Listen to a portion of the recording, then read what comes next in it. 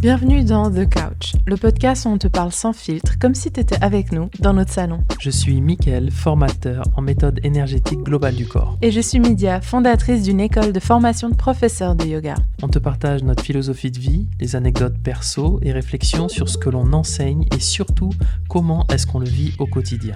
Alors installe-toi, car on partage tout, vraiment tout avec toi.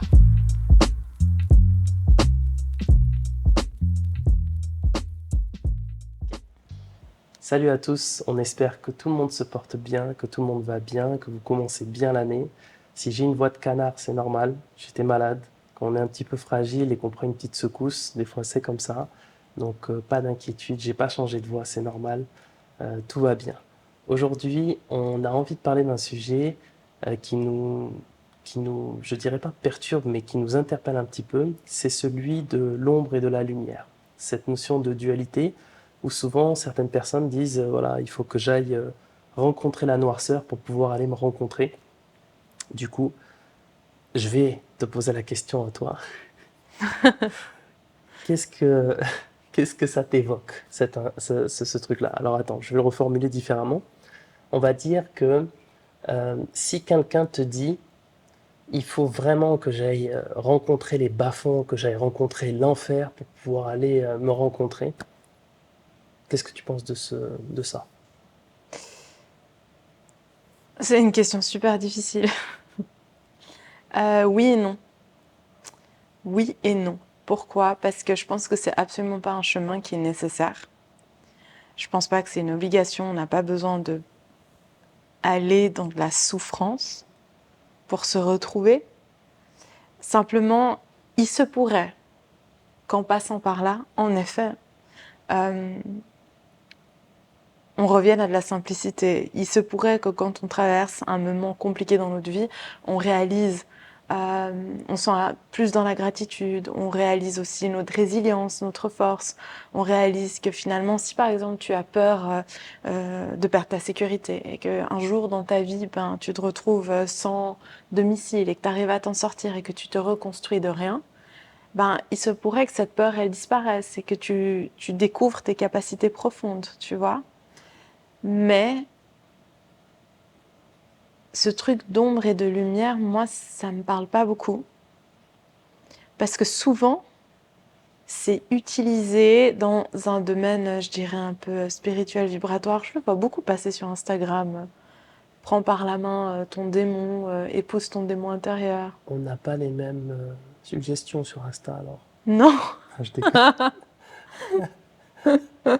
Mais grillé. est-ce que par exemple c'est nécessaire? Est-ce que selon toi c'est nécessaire de galérer, de souffrir pour pouvoir être bien? Non. Pourquoi? Parce qu'être bien, c'est quelque chose de simple. Si on doit souffrir pour passer par là, c'est parce qu'on décide de prendre un chemin de résistance. Donc ce que tu es en train de dire, c'est que on est censé être dans une forme de simplicité, mais l'humain en fait il n'y arrive pas, il a besoin de galérer pour pouvoir, on va dire, se retrouver. Mais c'est une forme quoi, d'immaturité, de... Non, en fait, je t'explique ma réflexion. Le truc, c'est que je pense que être bien, c'est simple. La recette du bonheur, en vrai, on l'a. Il y a plein de livres très très simples qui t'expliquent comment faire. Tu regardes les 4 accords Toltec, tu regardes tous ces écrits qui datent de millénaires, tu regardes les 8 membres de l'Ashtanga Yoga, tu regardes certains textes religieux, tu regardes... Le bonheur, on sait comment l'atteindre.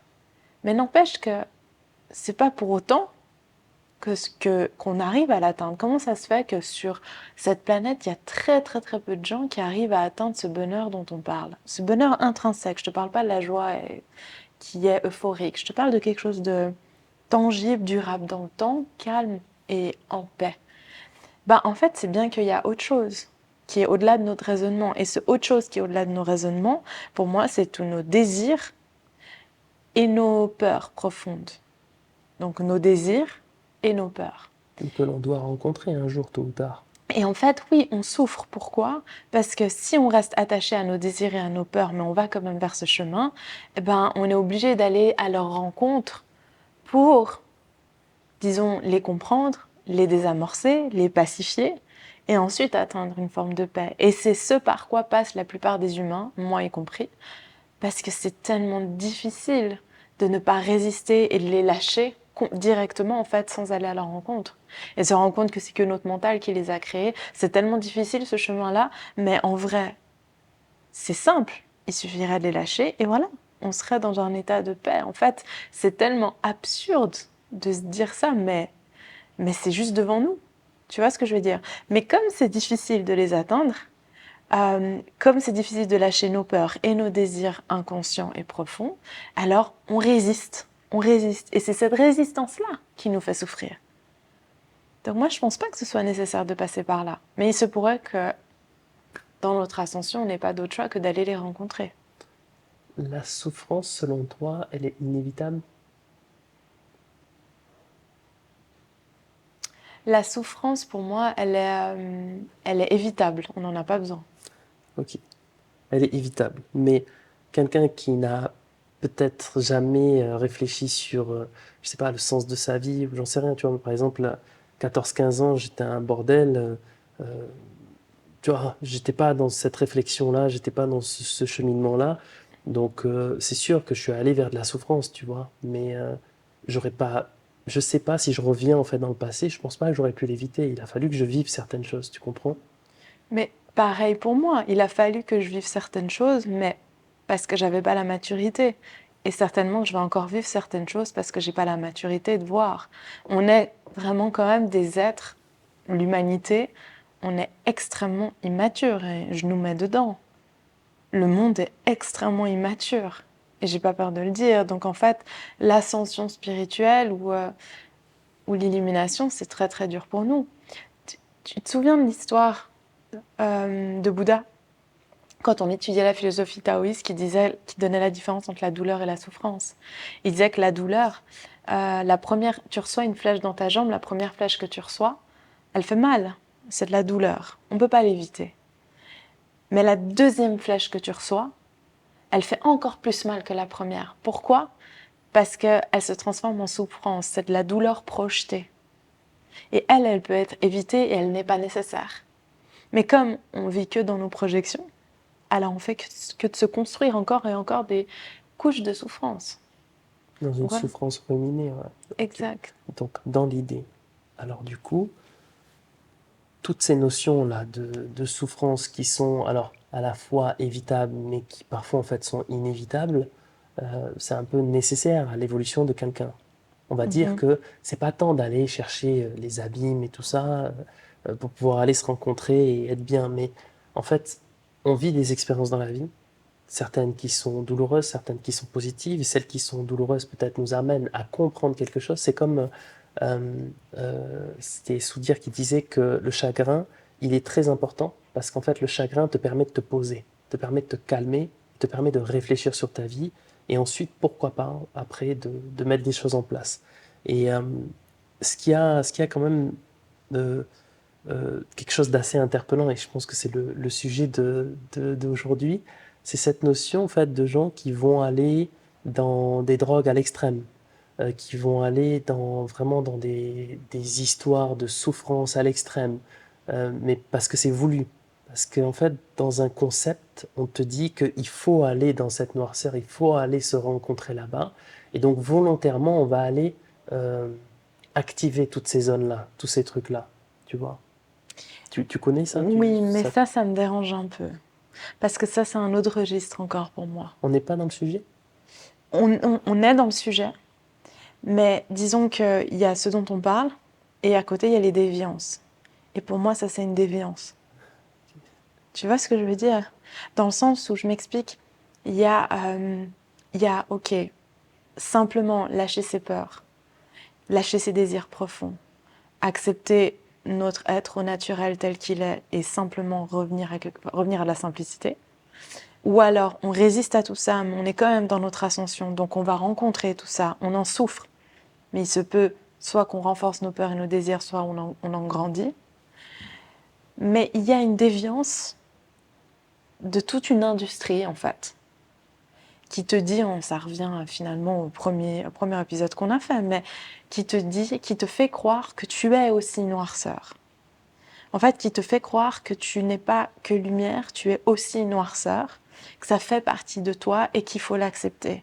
Et j'ai rencontré des personnes qui l'interprètent comme elles en ont envie, comme chacun d'entre nous, moi aussi finalement, mais elles l'ont interprété comme, par exemple, c'était une personne qui, avait une double vie et était une personne très lumineuse avec sa famille première, et puis en fait, allait voir ailleurs. Et quand elle a entendu ça, elle a arrêté de culpabiliser et elle s'est dit, je dois accepter cette noirceur, ça fait partie de moi, je suis les deux et c'est l'équilibre de la vie. Et ça a justifié son comportement, tu vois ce que je veux dire? Donc maintenant, tromper, pas tromper, bien, pas bien, c'est encore un autre sujet. Mais ce que tu viens de me dire, d'aller dans des drogues profondes pour aller chercher cette noirceur, mais déjà, pour moi, on est dans une profonde illusion, parce que pour moi, on n'a pas de noirceur en nous. Je vois zéro noirceur chez un être humain, je vois zéro ombre, on n'a pas de part d'ombre. Tu vois ce que je veux dire? Pour moi, on n'est que lumière, mais c'est que notre ignorance qui nous fait croire qu'on a ça. Et il y a un monde qui se sert de ça ensuite. Et nous, ça nous arrange bien de penser des fois qu'on a des parts d'ombre et qu'il faut les accepter, parce que ça nous conforte dans notre immaturité ou dans nos désirs profonds ou dans nos peurs profondes. Ça nous permet de les installer et de se dire non, c'est bon, la spiritualité dit que. J'aimerais qu'on développe autour de ce sujet. Tu as dit on n'a pas de noirceur en nous. Ok. Tu sais, je sais plus c'est quoi le nom de cet ancien président ou roi. C'était un roi belge qui allait vraiment faire du sale au Congo, tu vois. Je sais pas si Léopold. ouais, mais je sais plus combien, tu vois. Ok. Mais en tout cas, c'est dans ce registre. Et en fait, s'il y a le diable sur terre, lui, ça a été un diablotin, tu vois. Pas un diablotin, ça a été quelqu'un d'extrêmement violent. Et en fait, tu as dit, on n'a pas de noirceur en nous. Comment est-ce qu'on peut en arriver à être aussi mauvais?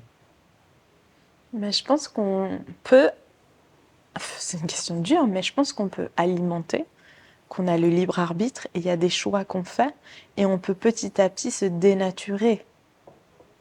Tu Mais il y a vois? des gens qui sont quand même très mauvais. Oui, Personnellement, j'en ai rencontré. oui. Des gens, tu te dis, c'est pas tant, tu sais, on peut faire de la psychologie de bas étage, de dire oui, il a un problème avec papa, avec maman, avec ci, avec ça. Non, tu ressens, tu regardes la personne, tu sens qu'il y a un démon là-dedans. Tu sens que le gars, il est capable de faire vraiment des trucs atroces, tu vois. Mais tu vois, justement, quand tu dis il y a un démon là-dedans, moi je pense, quand on parle d'atrocités profondes comme ça, ce sont des personnes qui sont plus dans leur corps. Alors attention, je parle pas de possession, j'ai pas envie de rentrer dans ce registre. Mais ce que je veux dire, c'est qu'elles se sont dénaturées. Il y a eu tellement de souffrances, il y a eu tellement de traumas, que ce soit du transgénérationnel, je sais pas à quel karma la Est-ce que personne tu es est née. sûr de ça? Je suis pas sûre. Ok. Mais je pense que la personne, tu lui parles, elle est pas là. Je pense qu'elle n'est que le résultat de ses souffrances. C'est que ses souffrances qui vont parler. Tu vois ce que je veux dire? La personne équanime, tu vas pas la trouver. Tu essaies d'avoir une discussion avec elle, tu n'auras jamais accès à cette personne-là. Tu vois? Mais toi, tu me poses toutes ces questions. Mais toi, t'en penses quoi? Mais attends, j'ai pas fini. Tu vois cette notion là de yin, de yang, tout ça, des extrêmes qui font qu'il y a une notion d'équilibre aussi sur cette planète, ainsi de suite. On dit s'il y a autant de cons là-bas, il y a autant de gens sympas là-bas, ça équilibre un petit peu le tout. C'est peut-être illusoire, on ne sait pas forcément, mais je n'ai pas discuté avec tous les cons de la planète et tous les gens bien de la planète, tu vois. Mais en fait, on dit souvent que s'il y a des gens qui sont sombres comme ça veut dire qu'il y a vraiment des gens qui sont très lumineux, tu vois. Euh, Maintenant, le truc, c'est que là, c'est pas tant que je remets en cause hein, tout ce que je dis, tout ce que je fais et ainsi de suite, mais tu as des personnes qui n'ont pas forcément certains traumas et qui ont ce fond méchant, qui ont ce fond, on va dire, qui est violent. Je cherche pas à dire oui, ils sont possédés, ils sont pas possédés, ou en fait, ils sont sous emprise, je suis pas là-dedans. C'est qu'il y a des gens, en fait, sans forcément réfléchir, naturellement, ils vont aller vers le mal, ils vont aller vers ce truc-là, tu vois. Mhm. Tu vois ce truc? Mhm. Là, vraiment, est-ce que toi, tu as un avis là-dessus? Est-ce que tu as l'impression que c'est que lié à un passé, à un conditionnement autour de son passé? Ou est-ce que tu penses qu'on a aussi cette part-là en nous? Je pense pas qu'on a cette part en nous. Je pense Excuse-moi, juste. hein, je rebondis sur ce que tu dis parce que tu as dit on n'est que lumière, tu vois. Mais je pense que je pense pas qu'on a cette part en nous et, et je pense pas que c'est conditionné que par notre passé. Je pense qu'on peut naître peut-être avec cette prédisposition. Mais dans ce cas, il y a une autre raison, mais il y a toujours une raison. On n'est pas parce que c'est notre nature d'aller naturellement. Est-ce que tu as vu, toi, dans la nature, un arbre qui pousse naturellement vers quelque chose de malsain? Ou alors une souris ou un lion ou un animal qui naturellement va vers quelque chose de malsain? Naturellement, ils vont tous vers ce qui est de l'ordre de la nature. Et ils ont tous une forme d'équilibre équanime. Ça n'existe pas dans la nature, ce registre-là. Il n'existe que chez les humains. Pour moi, on est fait de la même nature que les animaux. La seule différence, c'est qu'on mentalise beaucoup plus qu'eux. Alors oui, c'est très bien parce que le progrès, parce que ci, parce que ça, mais dans un autre sens, c'est beaucoup moins bien parce que comme on mentalise énormément, eh ben, on construit beaucoup plus nos schémas, nos craintes, nos peurs, l'ego, les désirs, encore plus, encore plus. Donc peut-être que la personne est née dans une famille extrêmement bienveillante, avec des parents très bienveillants et lumineux, et tout s'est très très très bien passé dans sa vie. Mais on ne sait pas la vie d'avant, on ne sait pas les générations d'avant, on ne sait pas si quelque chose a été signé dans une des générations d'avant. Tu vois, je ne connais pas la réponse, mais je suis persuadée qu'il y a une raison. Il y a une raison à tout. Et à partir de... Même si la personne est née avec ses prédispositions, ça ne veut pas dire qu'elle est vouée à aller. À un moment donné, elle fait ce choix. C'est hyper intéressant, tu as parlé du lion. C'est vrai que le lion, en fait, ne va pas attaquer par plaisir. Il va attaquer parce qu'il a faim ou parce qu'il faut nourrir la meute. Mais je crois que j'avais vu je sais plus c'était quoi que j'avais vu, un documentaire ou un truc. Je sais plus, hein, je veux pas dire de conneries, mais je crois que c'est les chats. Il y a des Ah. chats, en fait, Oui, mais ça, eux, ils c'est... font avec plaisir, tu vois. Oui, mais ça, c'est le Ils sang-froid. fument des gens avec plaisir, tu Ça, vois. c'est autre chose. Je crois que le chat, c'est le seul animal qui est dérivé, qui a les yeux des reptiles. Il y a un truc, mais là, on va partir dans les civilisations ancestrales. Attends, je crois il y a des oiseaux, non, ou pas? Non, je crois que c'est le seul mammifère, le chat, qui a... Donc, il y a encore toute une histoire autour du chat. Mais toi, t'en penses quoi? Toi, tu penses que on est avec de la noirceur en nous? Qu'on a les deux? Moi, je pense qu'on est face à des choix. On est tout le temps face à des choix. Et ensuite, je veux pas rentrer là tout de suite dans le bien, dans le mal, mais tu es face à deux routes, un chemin qui est ici, un chemin qui est ici, et ensuite tu fais le choix de prendre ce chemin ou ce chemin. Ensuite, tout ce qu'il y a autour de pourquoi est-ce que tu as pris ce chemin et tout ça, ça après on peut en discuter, mais il y a des choix qui sont faits. Et il y a des gens qui, selon moi, font des choix d'aller vers le fait d'être quelqu'un de bien et d'autres qui vont vers le fait d'en avoir rien à foutre d'être quelqu'un de bien, tu vois. Je pense qu'il y a une notion de choix qui est très importante. Tu as parlé de prédisposition et je suis assez en accord avec ça. C'est qu'en fonction aussi de la famille, il y a des familles qui vont être plus bagarreurs que d'autres, il y a des familles qui vont peut-être être beaucoup plus peace et, tu vois, plus joyeux, j'en sais rien, tu vois. Donc je pense que la prédisposition, elle fait du sens. Maintenant, il y a un truc, c'est que je pense, c'est c'est- c'est ma petite expérience qui me dit ça, c'est que je pense que la souffrance, c'est pas qu'elle est inévitable, c'est qu'elle doit être inévitable. On doit aussi accepter qu'on risque à un moment donné de souffrir, mais il faut pas attendre la souffrance. Il faut savoir et être sûr qu'on va s'adapter et qu'on va réussir finalement à sortir de tout ça parce que ça sera qu'un passage. Tu vois, comme là, la pluie en ce moment, c'est un passage. Mais alors, tu penses quoi des gens qui vont la provoquer?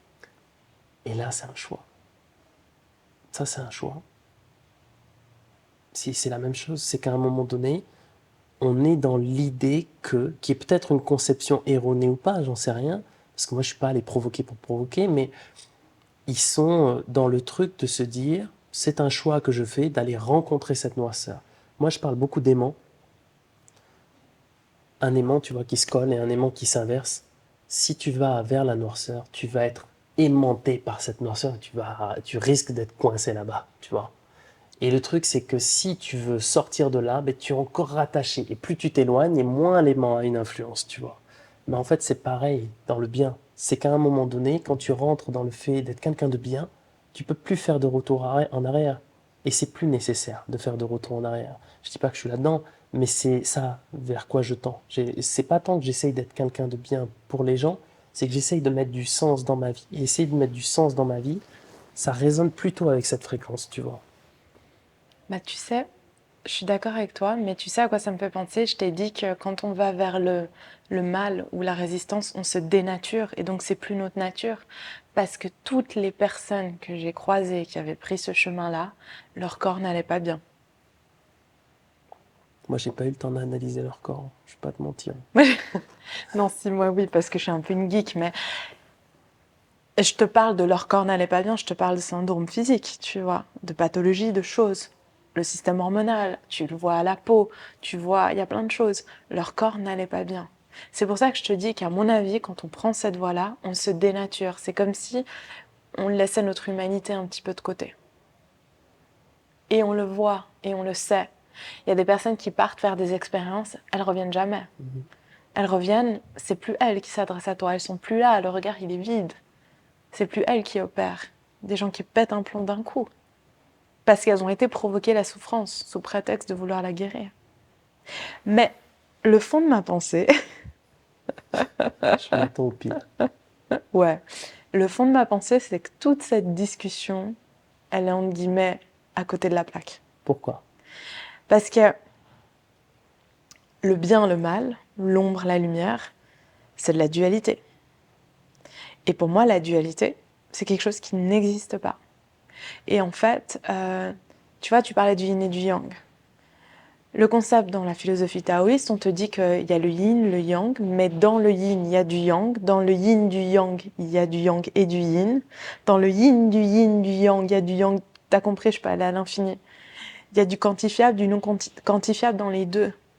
Et en fait, ce que la philosophie taoïste amène ici, c'est qu'elle ne dit pas que la droite, c'est le soleil et que la gauche, c'est la lune, que la droite, c'est le masculin et que la gauche, c'est le féminin, et du coup, on divise, il y a le bien et le mal. La philosophie taoïste, elle t'explique que la santé, elle réside dans notre capacité, en fait, à naviguer entre ces différentes polarités. Et à quel point est-ce qu'on est libre, donc pas en résistance, de voyager entre ces deux polarités. Mais le mental... Donc en fait, le yin et le yang sont exactement la même chose, mais c'est juste qu'elles prennent des qualités différentes à un certain moment donné. Mais notre mental humain, encore aujourd'hui, c'est tellement difficile à comprendre parce qu'on est sur une terre de dualité. C'est tellement difficile à comprendre, on est tellement dans cette illusion de dualité qu'on compartimente et qu'on dit que le yang c'est la droite, le yin c'est la gauche, le yang c'est le soleil, le yin c'est la lune, etc., etc., tu vois. Ça c'est le bien, ça c'est le mal. Et donc il faut accepter sa part d'ombre. Mais rien que dire cette phrase-là, pour moi, on est à côté de la plaque, entre guillemets, parce que ça n'existe pas. Cette dualité, elle n'existe pas. Et tant qu'on est dans la dualité, alors on sera enfermé dans la matrice de nos souffrances, de nos douleurs, de nos projections. On sera là-dedans, parce qu'on ne réalisera pas la vraie nature de qui on est. Pour moi, on est une unité et on est lumière. Et plus on s'en éloigne, plus on se dénaturise et plus on souffre. Il y avait des écrits que j'avais regardés, que j'avais lus. Je sais pas si c'est vrai ou pas vrai. De toute façon, c'est pas le sujet, mais même si c'est une légende, même si c'est romancé, je trouvais que c'était intéressant. En fait, dans cet écrit, c'était expliqué que la Terre, la planète, était beaucoup plus ancienne qu'on ne le pensait et qu'il y avait différentes races, on va dire humanoïdes, tu vois. Et il y en a une, c'est les Atlantes, tu vois. Tu as déjà entendu parler des Atlantes, tout ça, vrai, pas vrai, tu vois, on s'en fout. Et en fait, à un moment donné, il expliquait que les Atlantes étaient arrivés dans une ère où ils étaient dans une connaissance de paix, où il y avait quelque chose vraiment de magnifique qui se passait. Ils étaient au top, on va dire, de leur race. Et en fait, à un moment donné, je ne sais pas ce qui s'est passé par rapport à Mars et ainsi de suite, ils expliquent que de Mars, en fait, est arrivé du monde, et ce monde, en fait, a amené la dualité sur cette planète. Et c'est intéressant parce que le gars, comment est-ce qu'il explique? Il dit, voilà, là, il y avait le continent de l'Atlantide, là, et en fait, il a été séparé en deux. Donc ça veut dire que jusqu'à même physiquement sur cette planète, il y a eu la dualité, tu vois, dans tous les sens du terme. Et je trouvais que c'était assez intéressant Maintenant, je veux pas dédouaner non plus l'être humain de dire la dualité n'existe pas, mais c'était intéressant de dire que on peut vivre sans. Et il se pourrait qu'à un moment donné, elle n'a pas existé et qu'elle a été aussi amenée. Maintenant, pour moi, tout arrive pour une raison, et si elle est arrivée, ça veut dire qu'il y a quelque chose à comprendre autour de tout ça. Il y avait un autre truc, alors ça en fait, je me souviens, c'est Guillaume Delage qui parlait de ça. Il a fait des bouquins très intéressants, euh, dont un livre qui s'appelle Le Choix Atlante, que ça parle ou que ça parle pas. Enfin, je veux dire, je suis pas du tout dans le truc de dire il faut pas, est-ce qu'on croit aux extraterrestres, est-ce qu'on croit pas. Moi, j'aime bien rêver, j'aime bien, tu vois, visualisation, le mec, il est trop loin, tu vois. Mais en fait, il y a un autre reportage qui était très intéressant, c'était l'école d'Horus. Je sais pas si tu te souviens, je Oui, t'en on avais l'a parlé. vu. Hyper intéressant, c'est qu'en fait, à un moment donné, il disait que tant qu'on est dans la dualité, tant qu'on est dans la notion de bien, de mal, d'homme, de femme, tant qu'on divise tout ça, mais en fait, on ne peut pas accéder au maximum de notre potentiel. Et en fait, à un moment donné, ils expliquaient ce qui se passait dans la pyramide de Saqqara et la connexion entre l'homme et la femme. Tu vois, enfin, il y avait tout un truc qui était hyper intéressant. Euh, Pareil, hein.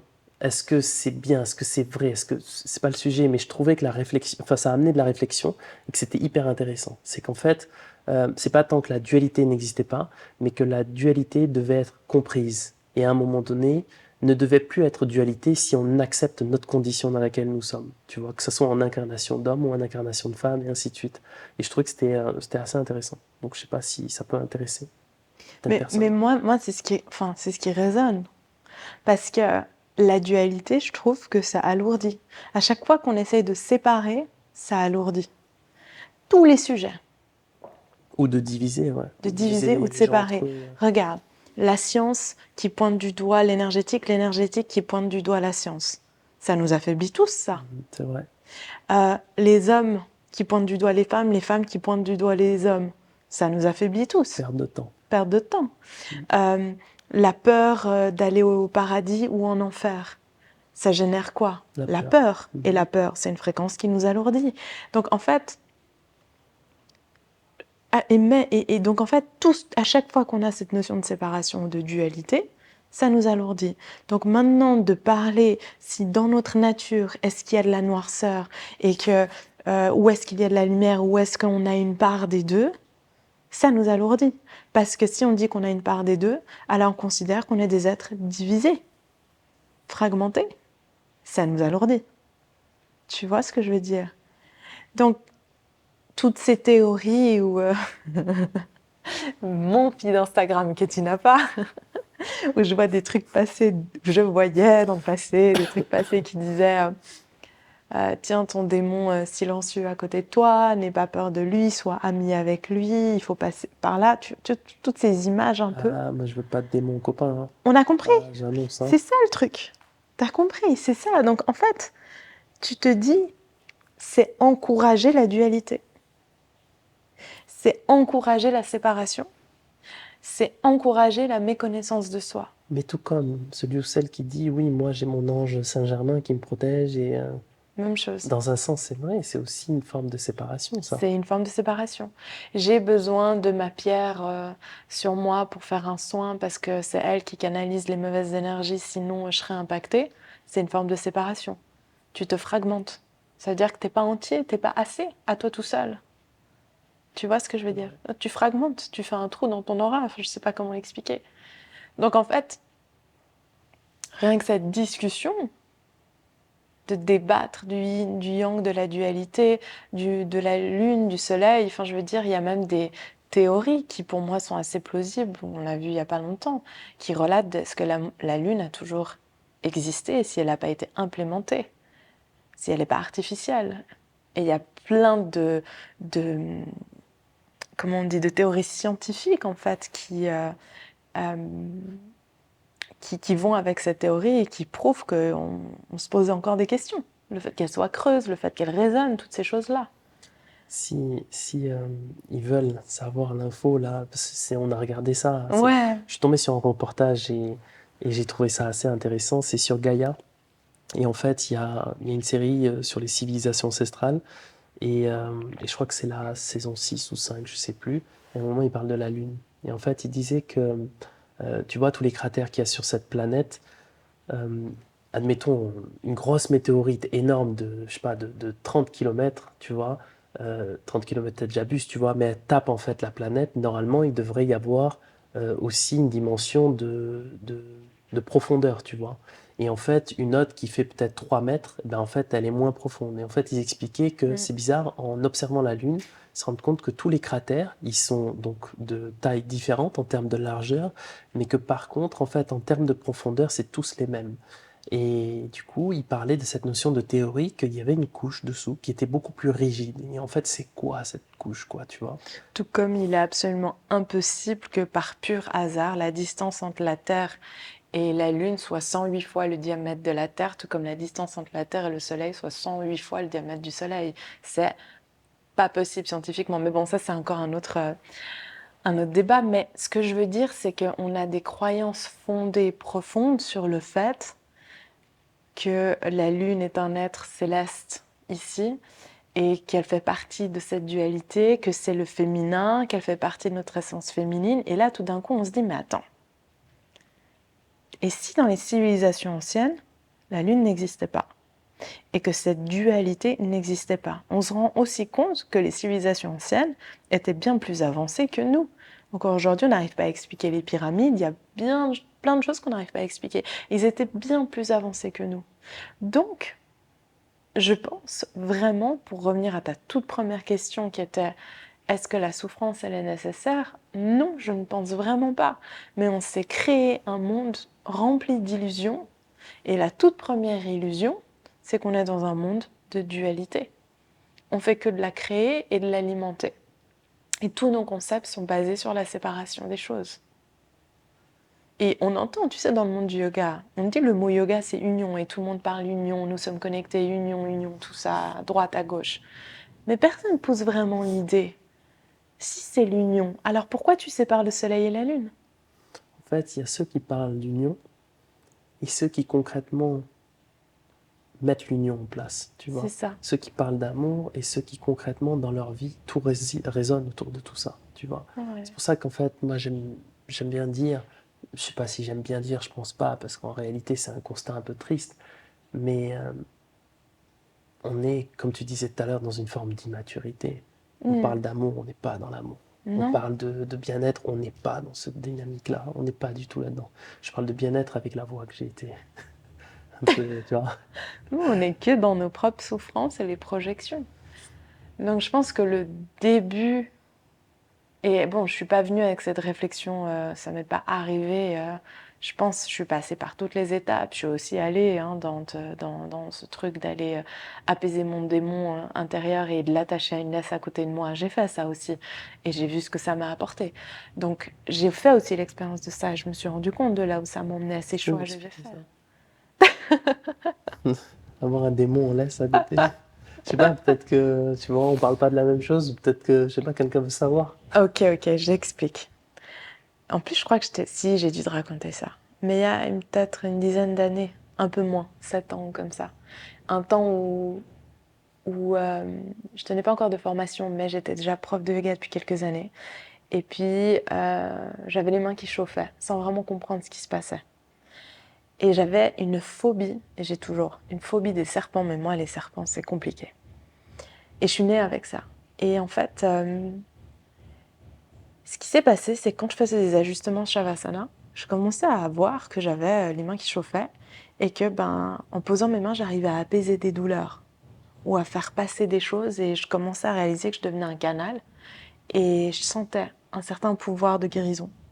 Je comprenais pas d'où il venait jusqu'à une forme de petite méditation où je pensais qu'il venait d'une certaine arrière-grand-mère à côté. Tout ça, c'était de l'illusion. Mais en tout cas, ce qu'il y a d'intéressant, c'est que à cette époque, j'étais dans ce truc où, dans les rituels, dans les cartes, dans les pierres semi-précieuses, où je pensais qu'on avait tous un démon à côté et il fallait aller l'embrasser au lieu d'en avoir peur. Et c'est une époque où j'ai alimenté ça, ce genre de pensée. Et je me souviens jusqu'à ce qu'un jour je me retrouve, et je me suis aussi entourée de personnes qui étaient comme ça, des énergéticiens, ce genre de personnes qui aujourd'hui, pour moi, je vois ce qu'ils font, c'est des vrais criminels. Mais bon.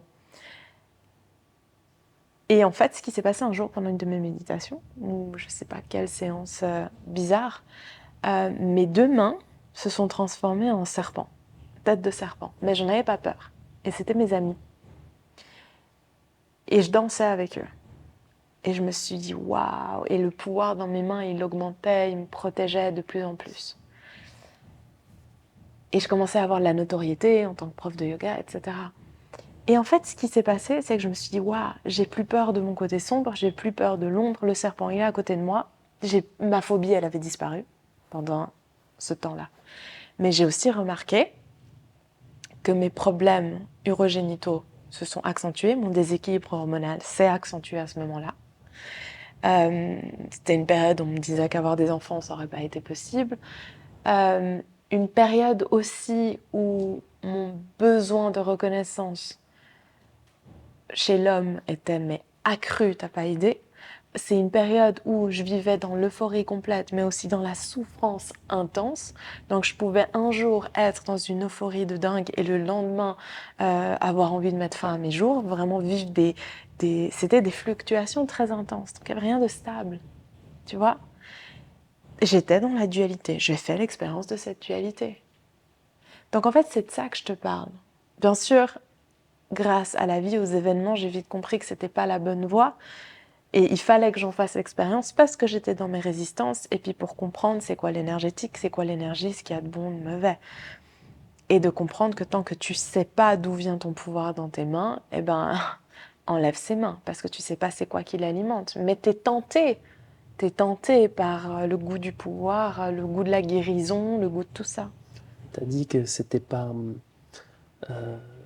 la bonne voie, mais selon toi, parce qu'en réalité, peut-être que c'est toi qui es dans le faux, tu vois.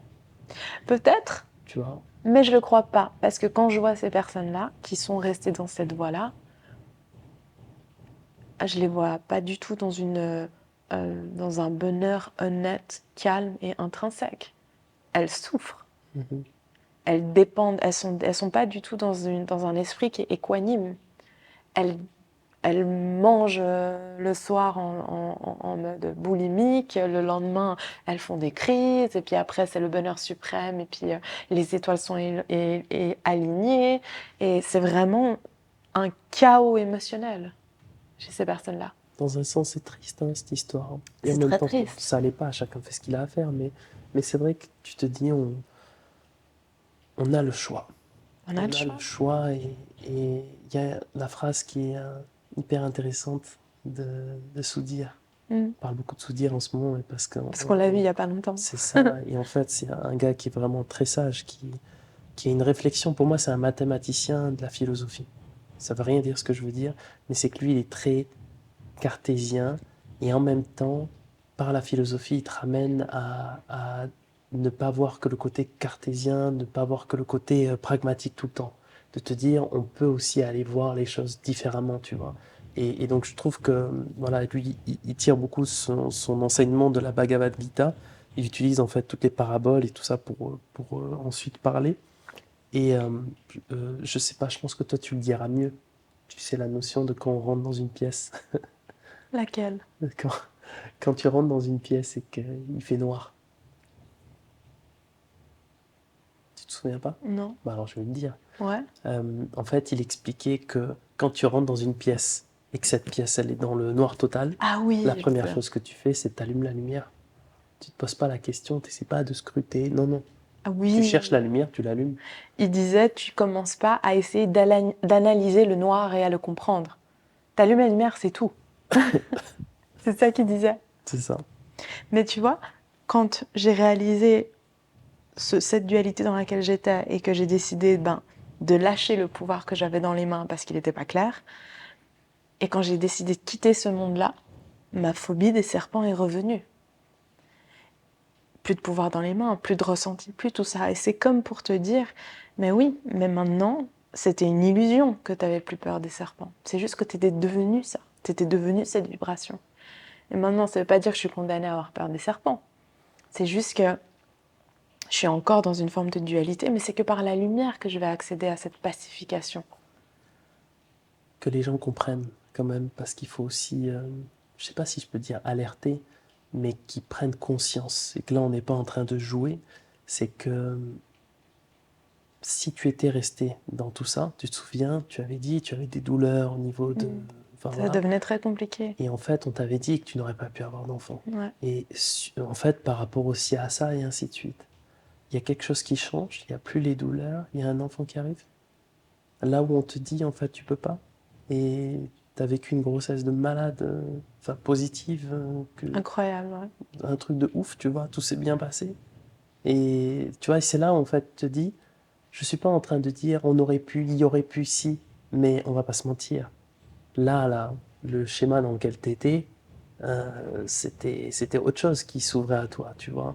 Et donc c'est là où c'est compliqué, c'est que souvent, les notions de pathologie, donc, quel que soit en fait le registre, la localisation dans le corps, il y a toujours quelque chose à comprendre. Et il y a toujours quelque chose à comprendre aussi pour savoir qu'on est dans le choix quelque part.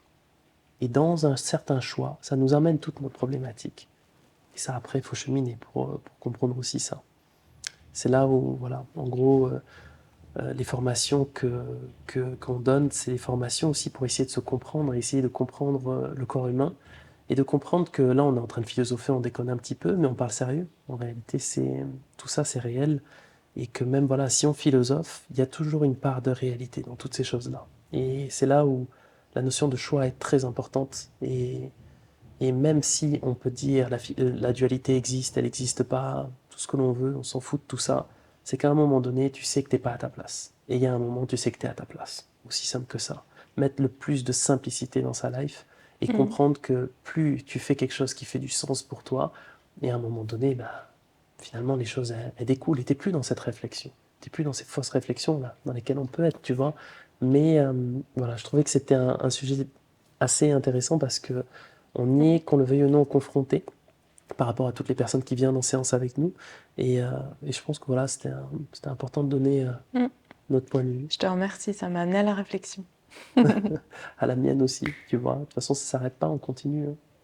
Merci pour votre écoute. On espère que ça aura fait grandir les réflexions. N'hésitez pas à mettre un commentaire, à partager le podcast avec des personnes autour de vous qui peut-être ont besoin d'entendre ça. N'hésitez pas à nous écrire sur les réseaux sociaux, par mail ou en commentaire YouTube ou même Spotify, histoire qu'on puisse échanger, faire grandir ces réflexions. À bientôt. À très vite.